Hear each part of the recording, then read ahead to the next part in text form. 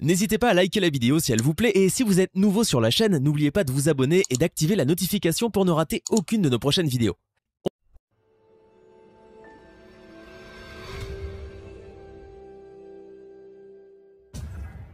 Dans cette vidéo, je vais vous montrer comment vous allez pouvoir parier sur les plus de 2,5 buts avec les paris sportifs.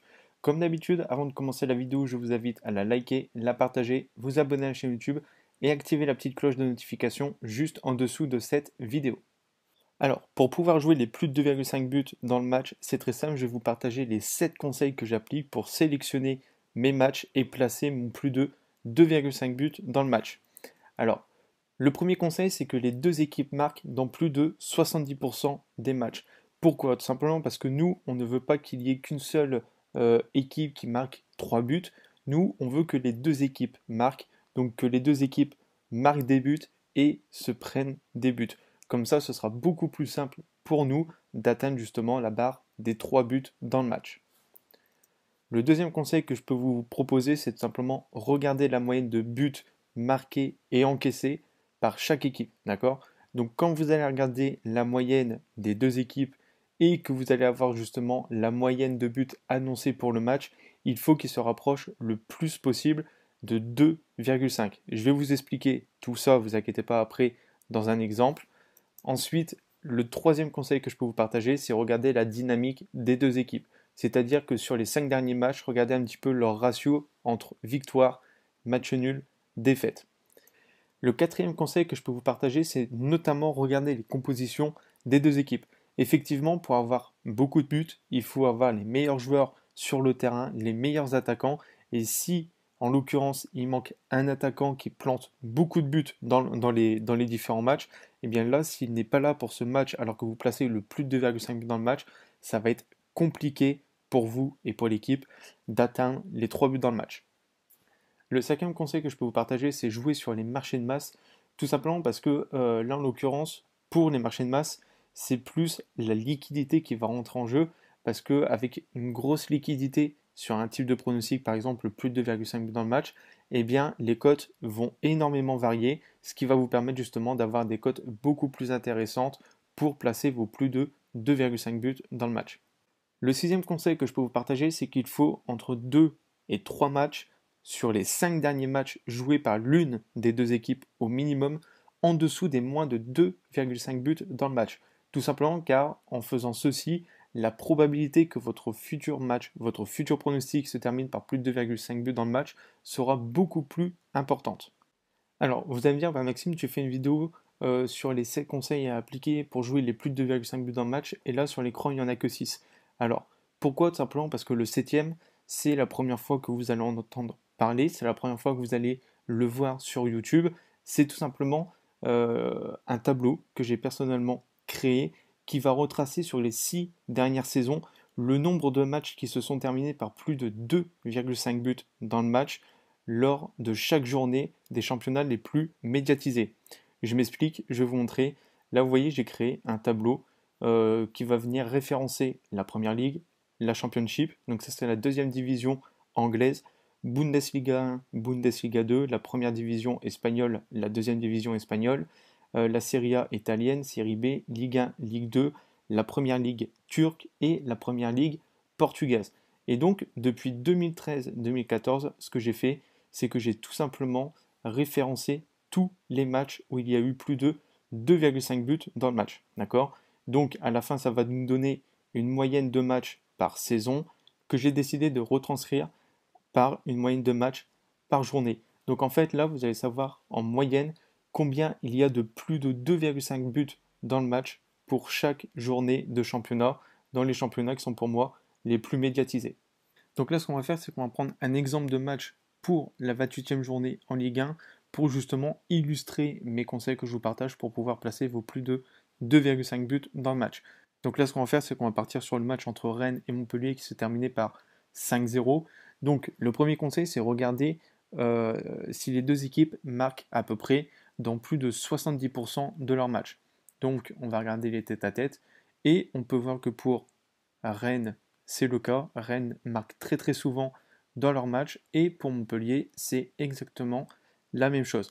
Donc là, le premier critère qui est que les équipes doivent marquer dans plus de 70% de leurs matchs est rempli. Maintenant, on va regarder le deuxième conseil qui est regarder la moyenne de buts inscrits par chaque équipe.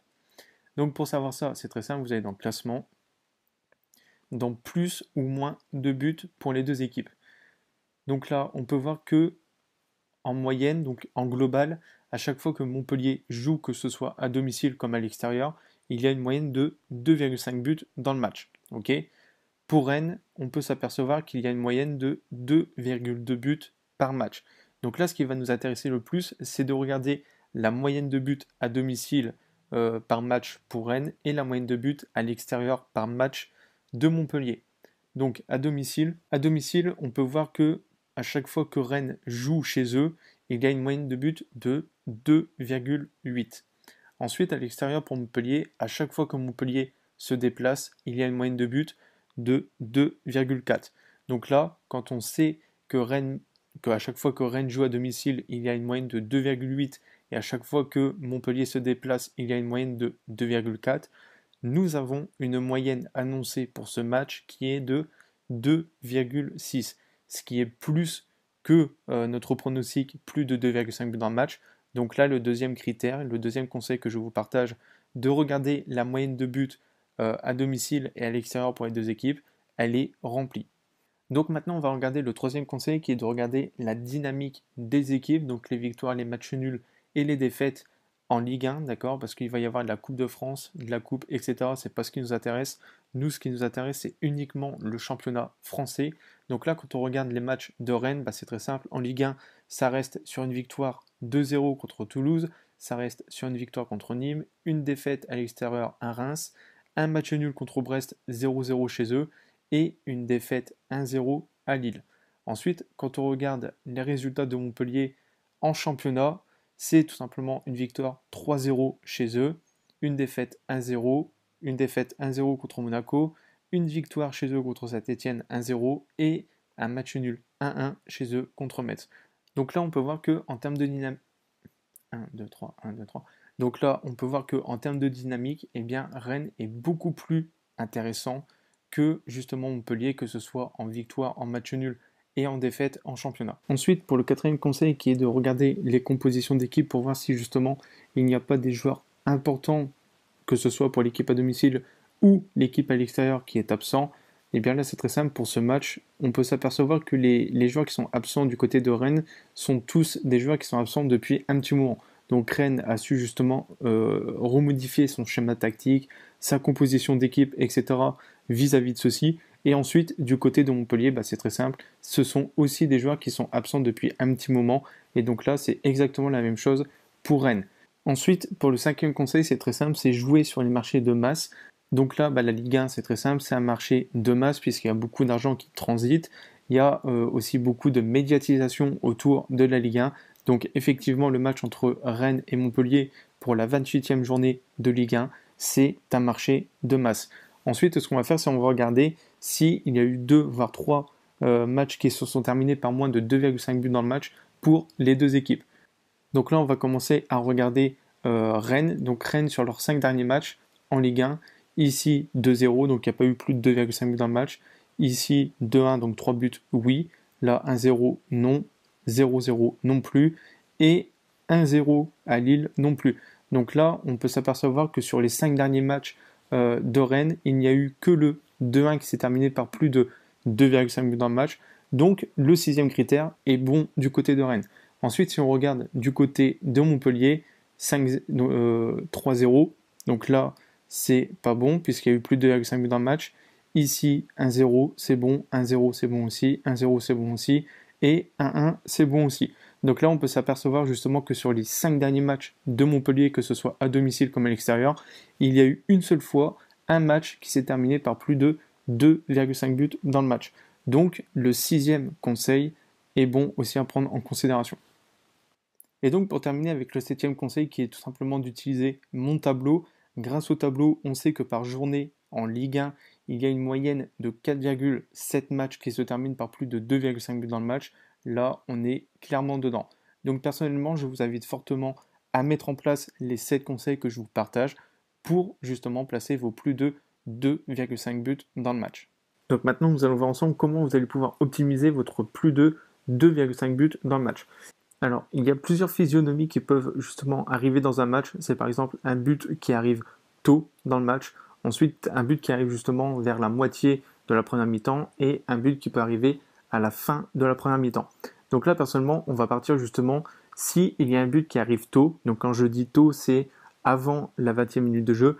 Il va y avoir deux possibilités qui vont s'offrir à vous. La première possibilité, c'est que tout simplement, si vous placez le plus de 2,5 buts dans le match et qu'il y a un but qui arrive tôt, la cote du plus de 2,5 buts dans le match va diminuer puisqu'il va déjà y avoir un but. Et donc là, le bookmaker va vous proposer tout simplement de faire un catch-out. Un catch-out, qu'est-ce que c'est? C'est très simplement le fait que le bookmaker va vous proposer de gagner de l'argent sur le plus de 2,5 buts dans le match et le moins de 2,5 buts dans le match. Parce que lui, le bookmaker, ce qu'il veut, c'est de perdre le moins d'argent possible.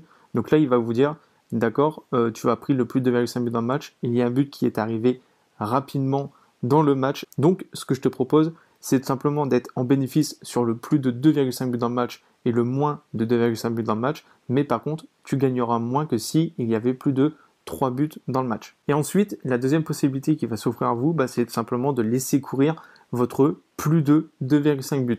Simplement parce que s'il y a un but qui arrive tôt dans le match, la probabilité pour qu'il y en ait d'autres, elle est relativement élevée. Donc vous allez pouvoir laisser courir justement votre plus de 2,5 buts.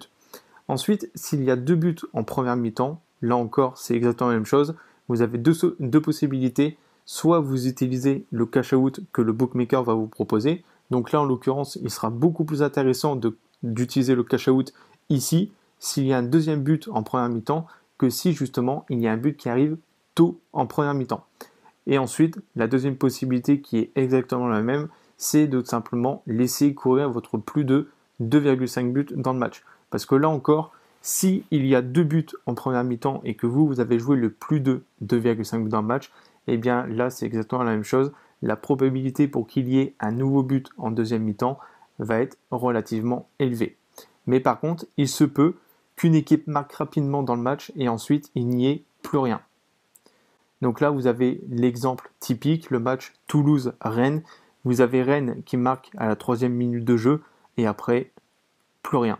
Donc là, les personnes qui jouent le plus de 2,5 buts dans le match, ici, eh bien, vous aurez pu cash out votre plus de 2,5 buts dans le match, ce qui fait que vous auriez gagné, puisque là, il n'y a eu que 2-0.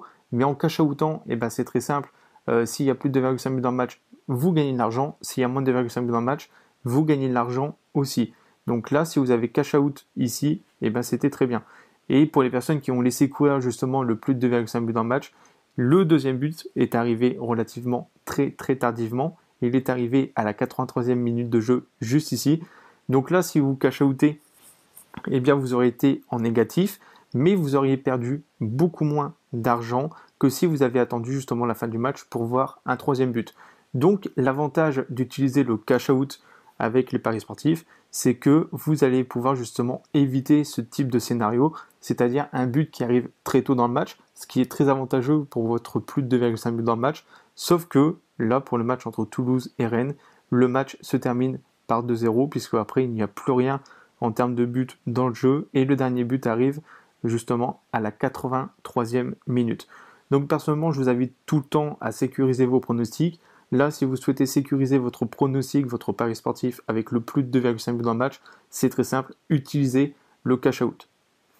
Donc voilà, nous arrivons à la fin de cette vidéo. Si tu souhaites recevoir mon tableau qui va te répertorier sur les 6 dernières saisons des championnats les plus médiatisés, le nombre de matchs qui s'est terminé par plus de 2,5 buts par match par chaque journée de championnat, c'est très simple, je t'invite à cliquer sur le lien qui se trouve dans la description en bas de cette vidéo.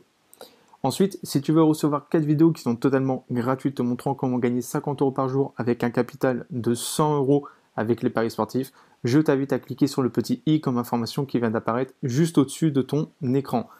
Et pour terminer, si tu n'as pas vu ma dernière vidéo en rapport avec les paris sportifs, je t'invite à cliquer sur le bouton à gauche de l'écran.